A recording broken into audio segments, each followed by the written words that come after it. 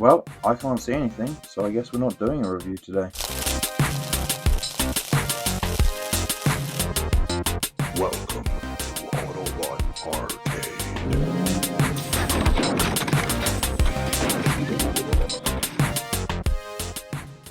Hey guys, welcome back to the channel.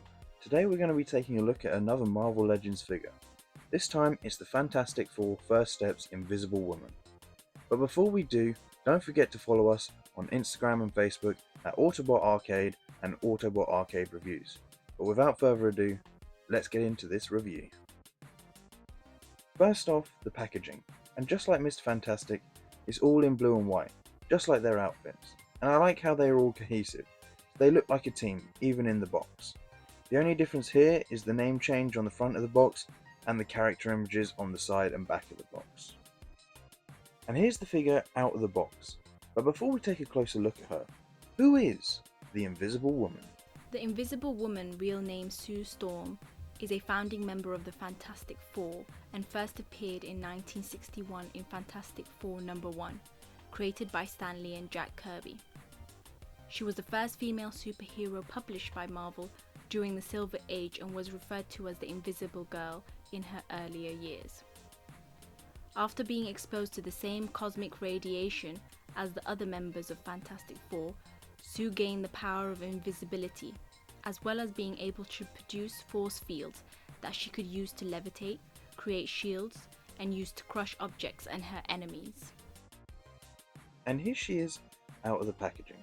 And just like Mr. Fantastic, she looks absolutely amazing, from head to toe.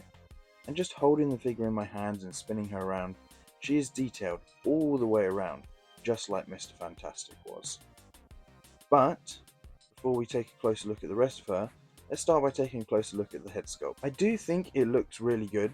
It definitely has a decent likeness to Vanessa Kirby. I don't think the likeness is as good as Pedro Pascal for Mr. Fantastic, but it is definitely not the worst in the wave. She has the nice blonde hair, and there's definitely some features that you can tell that it's her. But again, from some angles, it doesn't look quite right. And I'm not so sure about the mouth either. But taking a look at the rest of the figure, she has a lot of the same sort of details as Mr. Fantastic, but this time she has a white collar instead of a blue collar. She has the nice Fantastic Four logo on the top of the chest, and there is that nice ribbed jumper sort of pattern again on the chest and going down the arms. She has the same white sort of gloves and belt, and this time the communicator is on the left hand. It looks like the same sculpt, just slightly smaller. It might be different, but again, it's just cast out of this silvery plastic. The legs look great. They do have some different detailings to Mr. Fantastic.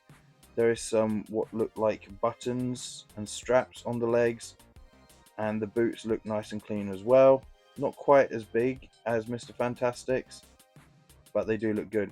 And from behind, just as much detail as well. And overall, she's just a really nice figure to hold in your hands.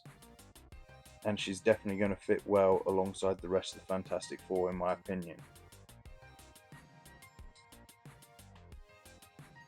For accessories, she comes with these two fisted hands, just like Mr. Fantastic.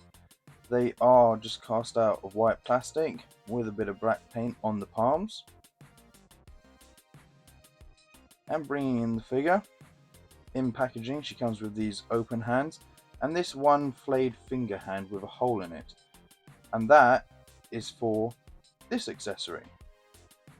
This is her invisible force field thing that she uses quite a lot in the comics, and I'm sure she will probably use in the movie. It looks quite nice. It's all just clear plastic, but it has these star sort of shaped splatters on it. Not sure what they're for. Maybe they're bullets being shot at it. I don't know. But it's textured quite nicely. And it looks like it's sort of melting or something at the edges, which is pretty cool. There is this post in it, and that is what we use to plug it into the hand.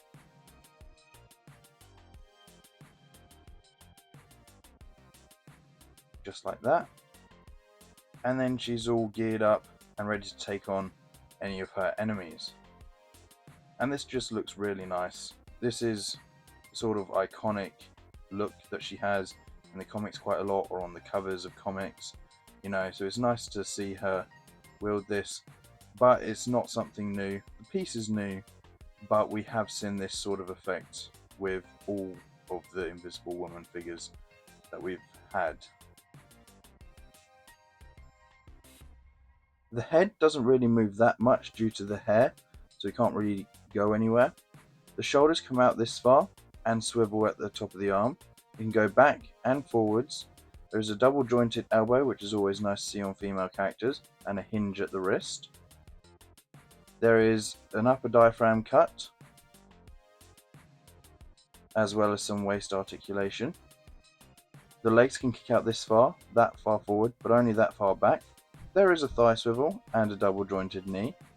Just like Mr. Fantastic, there is no lower leg swivel, which is quite odd seeing as it could go right where the boot is. And there is ankle articulation, allowing it to go up and down and pivot around. For some size comparisons, here she is next to the Marvel Legends first appearance Spider-Man, Marvel Legends Deadpool and Wolverine Deadpool,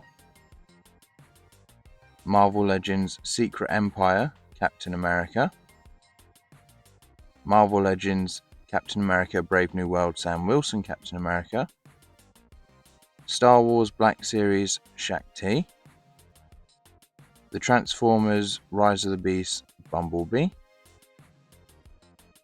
and the Transformers Commander Class G1 Optimus Prime.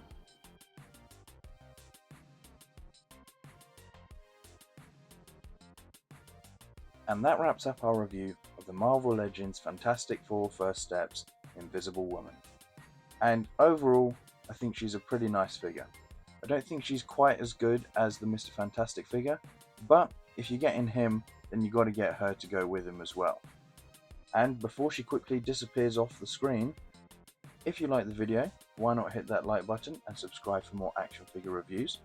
And why not leave a comment in the comment section down below and tell me who your favourite version of the Invisible Woman is. And I'll see you in the next review.